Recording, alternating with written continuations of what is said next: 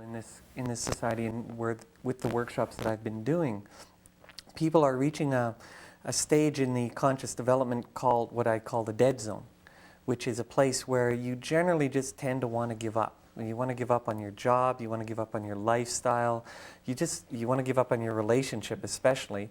You don't want to move closer anymore, you don't have a strong sense of embracing life. Are you sure this isn't called midlife crisis? It could be, that could be another name. Maybe that's what I'm becoming aware of. But I've noticed that it's happening on quite a large scale, and it's not happening to people that are in their midlife stages. It's happening to 19 and 20-year-olds.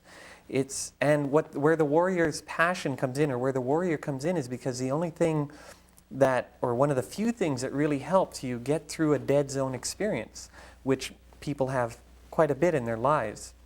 The only thing that really works is willingness and determination.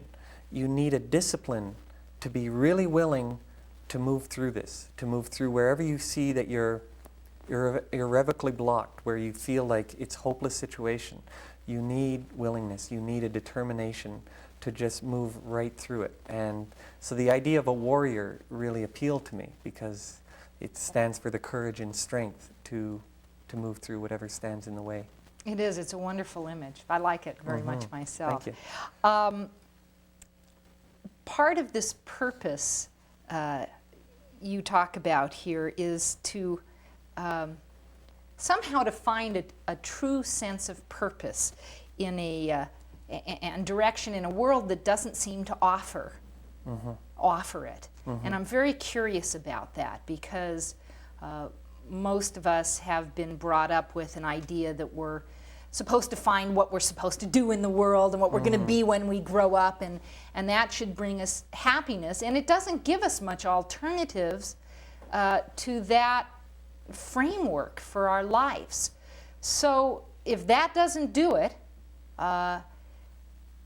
how does one find direction and purpose in a world that doesn't give much help? I've noticed the interesting thing about the world, or about the society that we've created, that we've made, is that it very much discourages a person listening to their heart, doing what their heart tells them. Because, geez, if we all did what our hearts told us, we'd all be individuals, and we wouldn't have we'd have anarchy or something. We have some great fear that if everybody did just what they wanted, it would be somehow destructive. And yet what I found out about listening to your heart and obeying your heart is that it's a highly creative process. It's a wonderful process. It opens up all kinds of avenues. It allows you to do exactly what you really truly want to do. So what a warrior is all about is about learning the discipline of listening for the heart and obeying the heart's direction.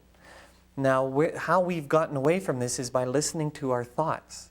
Our personalities are all based on thoughts. Well, the interesting thing about thoughts is that they're all based on doubt. If you follow any personality compulsion you have down, you'll hear two thoughts working at once. One thought saying do this, another thought saying do that. They're like two cartoon characters, that Donald and Goofy going at it from two different sides, and they're giving you direction, but one direction is always making you feel that you should have gone in the other direction. This is what personality is based on, is that kind of thought dynamic. Well, if you look underneath the thought dynamic, you find doubt. It's just a doubt about who we really are, a doubt about what we really are truly meant to do, a doubt about the fact that we are children of a truly amazing source, truly amazing parents. I think an even stronger belief or attitude about following your heart is that if you follow your heart, you're going to starve to death. I mean, there's so many times I've heard somebody say, oh, I'd really like to be doing that, but there's no way. There's really a belief that you can't, most people, but except for the lucky ones who somehow manage it, most people never get a chance to follow their heart, that they can't survive doing, they can't make enough money, they can't provide for their families, that it's a foolish thing to be doing. from a merely economic standpoint, not just that, you know, if you follow your heart, somehow the world would be in chaos, or, but just that people can't do that. That's not responsible behavior. Yeah. And how do we turn that around when that's the prevalent idea around us? That's a very despairing thought, isn't it? Yeah, it is. That's one of the most popular thoughts in the dead zone. When people feel that if they followed their heart, they would starve, it's a sure sign that they're experiencing dead zone despair, which is they feel that they are unloved. One of the basic premises of the dead zone is that I am not worthy of being loved. So there's this feeling that if I don't kowtow to the social requirements or what standards my parents seem to have set up for me, if I don't give in to the way society says it should be, then I'll be ostracized and I'll be out starving in the desert. My whole experience has been that I followed my heart. I've practiced following my heart for the past 5 years now, ever since I got this message from inside saying, quit your job. And I quit my job and I thought, geez, I'm already in debt. This is only going to make things worse. And I've never looked back. Everything has been so much more rewarding. Even when I have gone hungry, I may have gone hungry for a few days at the beginning stages, and it really wasn't that bad. It was still living. I felt I was living better than when I was eating and working in a job that I really didn't enjoy. I think that's a tremendous fear to overcome when somebody's at that very point of taking that risk, of giving up what's familiar, the bird that's in hand, the paycheck that's coming in from the job that isn't very pleasing, etc., to risk going in a direction that interests one, and trying to get up the courage somehow to take that risk. Right. How can someone turn that fear around into an excitement or a willingness to take that risk? Basically by facing the fear, by allowing the fear to be there and not fighting it, but also trusting somehow that fear is not the truth. That it's funny the way fear will take truth and turn it into lies. That if you do what your heart tells you to do, you will be taken care of. That's a basic premise of following your heart. That if you do what's true for you, you will be taken care of. It makes total sense to me, and yet when I'm given that opportunity, when I face that point where I have to take the risk, the fear is actually the fear is stronger today than it was 4 or 5 years ago. Really? Why do you think that's so? Because I'm taking bigger risks, because I'm putting myself out more on a limb, and because I'm challenging, in a sense, it feels like to my ego, is being challenged. All the values that my ego, that my self-concept have given me are very limited. And I'm challenging those concepts. I'm challenging the ego's limitations. What's the ego based on except fear and guilt? So what's it going to throw at me? As soon as I take a risk that's outside of what it says is true, the fear is going to be great. That's just the way it is with the ego. It's not the companion and lover that we think it is, that we've adored so what much. are this? It seems like on this path of following one's heart, then, you're going to encounter a good deal of fear. And that's the reality of walking that kind of a path. How do we learn the skills that are necessary to deal with the fear that comes up in our lives? There is a pretty simple step, and that's remain in the present, because all fear is future. As you said before, if I do this, I will starve. But I'm not starving now. The fear is always about what will happen to you. But where we are right now is manageable. We make the choice right now to follow our hearts. That feels fine. The only thing actually that's wrong, so-called, with that whole decision is that we're afraid of what will happen in the future. If we practice asking ourselves, okay, maybe the future will take care of itself. How am I doing right now? How can I handle this? And you can always handle what's happening in the moment. It's always when we go into the fear of the future, which is generated with guilt about our past, which also encourages sense of unworthiness. So a guilt about our past creates a sense of unworthiness that we project into the future as punishment for our unworthiness.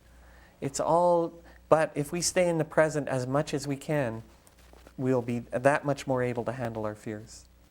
Tell me some about the fun and the joy. I want to get past the fear now. I want to get to the goodies. Well, Okay, I'm willing to take on the fear, sometimes, and work with that. But I think I need the inspiration and I need the fun and the joy. And can you talk, you talk about life as a work of art, creating your life as a work of art, and fun and joy as a discipline. And I'm curious how you do that. What is that about? Tell me a bit. There's actually another half to that statement, creating your life as a work of art rather than the art of work. What it's about is taking the work out of our lives. And again, the fun and the joy occurs when we're here. Fun and the joy never occurs when we're thinking about the future or thinking about our past. All fun and joy occur in the moment, which is a practice in itself.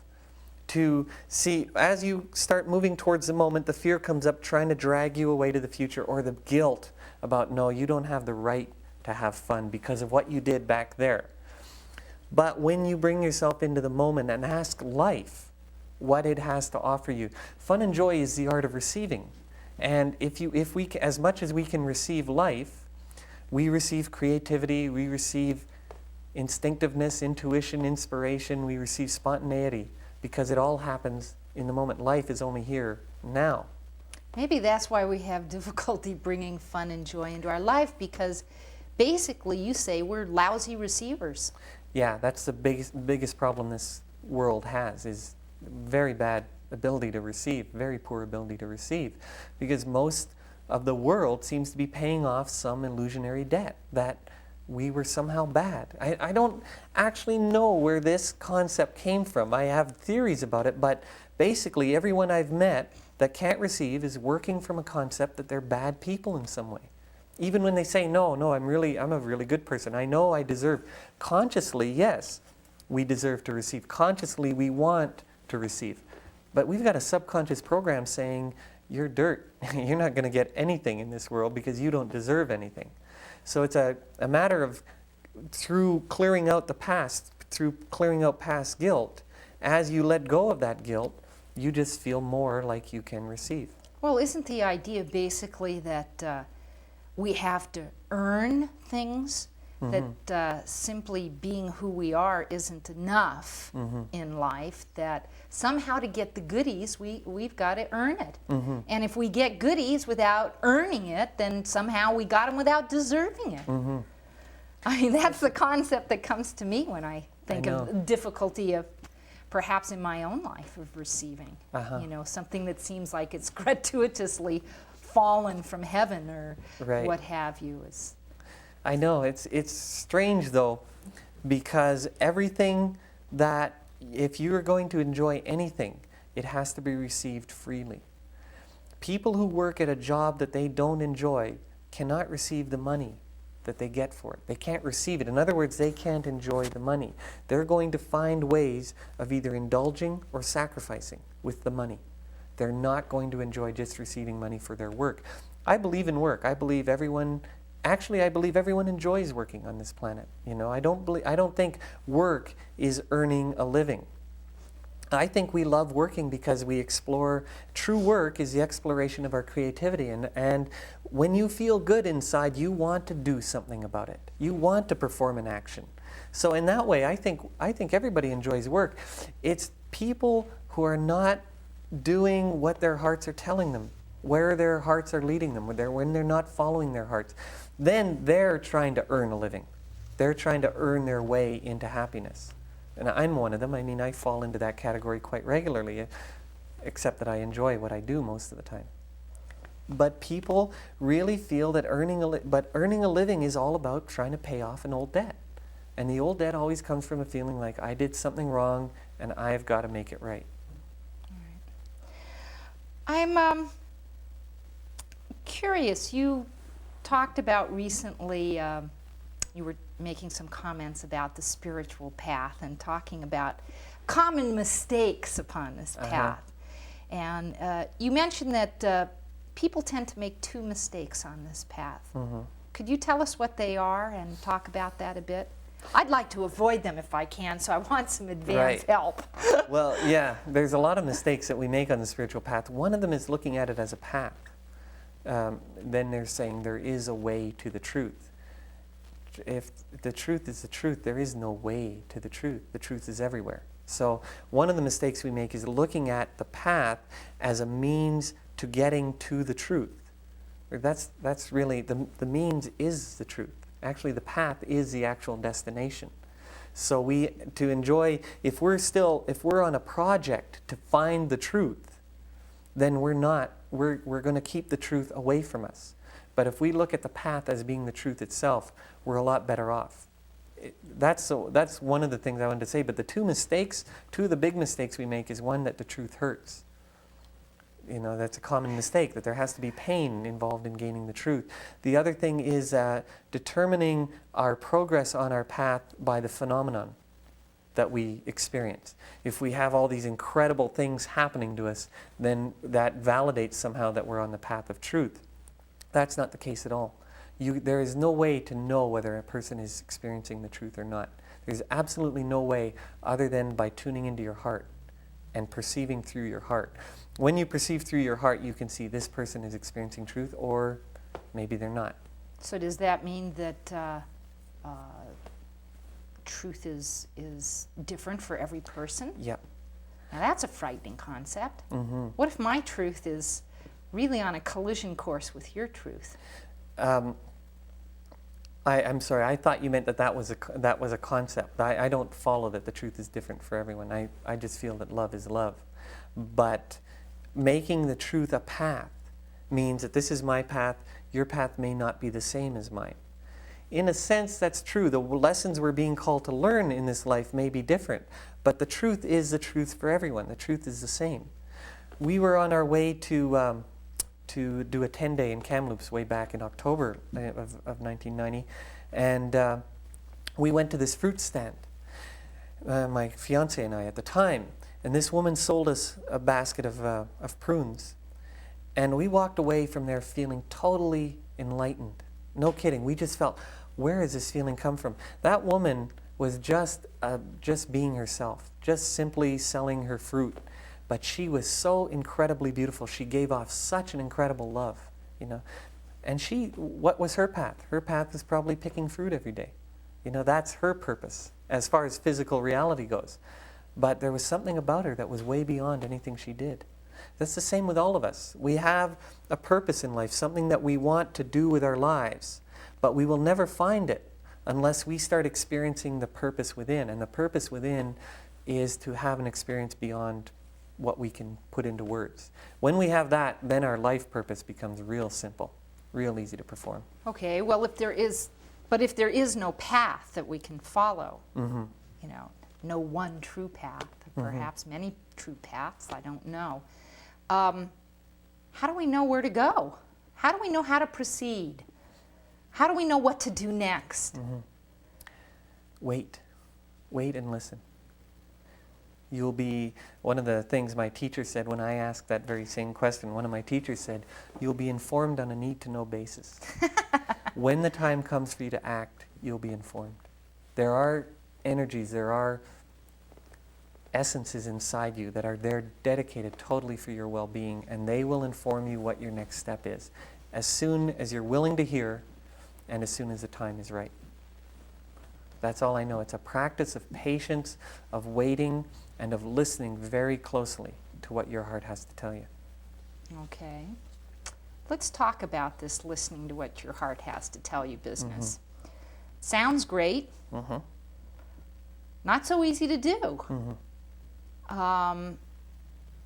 How does one go about doing that exactly? How do you know when you've heard the voice of your heart? Mm-hmm. How do you know the true voice? Because I know inside me there's a lot of chatter going on. Mm-hmm. A lot of different voices seem to be speaking up, and it's not easy sometimes to isolate the Right. voice of my heart. Well, yeah, it's interesting. As I said the last time I was here, you have these voices like Donald and Goofy going on, and these guys never quit. I mean, they don't get tired. They're cartoon characters, so they go when you're asleep, they're just chattering away. The voice of the heart is different. It's very silent, very sure, very firm, very, sometimes the voice is loud enough for you to actually think you heard it from your own ears. A lot of the times in my experience, it's just been there. It's just been a sudden understanding in my mind. But because it's so subtle and because of my practice of listening to Donald and Goofy, I don't trust it. And that's where practice comes in, where you practice listening. You wait for that sudden message to come to you, that sudden inspiration, and you trust it. You follow it. That's the only way I know is practice. You practice listening for it. You practice obeying it. And I figure in my life I've missed it a couple of million times, and I've heard it a couple of hundred times, and I've followed it a few dozen times. Those few dozen times have always been totally incredible, have always been exactly perfect for me. So it's practice. Okay. So I'm going to get real basic here. Okay. Okay. What is your practice? I mean, if a person is ready to try to do this, to isolate their heart's voice, what does that entail? Does that entail sitting in a chair and crossing your legs and closing your eyes? And is that what you mean by practice? Is that the way to get quiet to hear the voice? Well, that would be good for anyone to do. Anyone who wants to practice listening for their heart, it would be a good idea for them every day to sit quietly and listen and just quiet their mind. Listen to the voices, like listen to Donald and Goofy and start letting go of Donald and Goofy and finding out what's underneath. I mean, anyone, that would be good for anyone, but it's more of a 24-hour-a-day thing. It's an intention to only do what our heart leads us to do, to only follow what our heart's direction is. And in the process, we make a lot of mistakes. The interesting thing is, though, with the intention, even the mistakes are learning experiences for how to listen to our heart. There's another thing, though, is you can always ask for a sign. It's not against the rules of metaphysics to ask for a sign, and ask for a sign that's so clear that even one of my statements is, give me a sign and make it so clear that even a dumbbell like me can get it.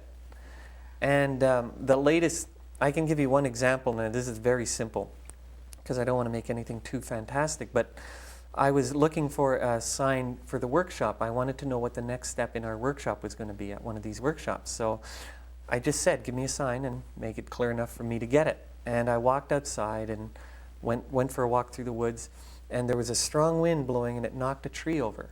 It's the first time I'd ever seen a tree actually fall, and immediately what came to me was the song by Bruce Cockburn, "When a Tree Falls in a Forest, Does Anybody Hear?" And all of a sudden the understanding came to me that it was all about abandonment. Is anybody there for me? And what do you know, I get back to the workshop, and that's the next step in the workshop, to face abandonment issues. So it can be that easy. You just, whenever you're not sure, ask for a sign. Ask for some kind of help. And the understanding will come. I've never seen it fail yet in my whole life. Okay. I'll give it a try. Tell you next time how it went. Yeah, give it lots of tries. Lots of tries. Yeah. I often get confused, I think, when I'm trying to clarify that what my heart is saying to me is a lot of conflicting feelings come up, and it's hard for me to separate through the mesh of feelings. Is your heart's message a feeling? Is it a feeling? Not exactly. Do you hear words? Is it a thought? Is it a feeling? No, it's none of those, but it can actually move through any of them. It can move through a feeling, it can move through thoughts. It's the message from the heart is so pure that it's behind everything else that goes on inside. Even the voices of Donald and Goofy, it can actually work through them if you're trusting that much. But basically, it's so much more pure than that. It's a feeling, but it's purer than feeling. And it's a thought, but it's purer than the thoughts. You always hear it if you listen behind whatever you're experiencing at the time. It's always hiding in there. Mostly in your workshops, you work with people in relationship. Is that not That's true? how does this ability to be able to hear your heart play in relationship? It's invaluable in relationship, actually, because there are so many times in relationship where we hit blocks, where we're not willing to move closer to our partners. And that block that we're not willing to move through, it reflects a block inside where we're not willing to move closer to ourselves, where we're not willing to start repairing the fragments of our mind. Listening to your heart always gives you the inspiration for taking the next step. We don't often want to hear it, especially at those times when we want a good excuse to get away from our partners. And the heart is just giving us encouragement to trust, to move closer, to be still, to say something, to not say something. It's always there, ready to give us a direction. I've had very powerful experiences in this area. And it's amazing how willing the heart is to help you move through a block to love. It's always there, ready to help. That's good to know. Yeah. It gives us hope. But the voice is as loud as our willingness to hear it. If we're not willing to hear it, it can scream in our ear with a megaphone and we won't get it. Well, we're glad you're telling us about it again, Christopher. Anyway, we get a chance to hear it from you one more time. And I'm going to thank you for our viewers and for myself for being with us again this evening. Thank you. We hope to continue our record with you and have you on Nelson Today at a later date, if we may. Great, thank you. It'll be a And pleasure. good luck in your lectures and workshops, and thanks for being with us tonight. Thank you very much. We hope that you enjoyed our show tonight and that you'll tune in with us next week for Nelson Today. I'm Prashant Ziskind. Thank you and good night.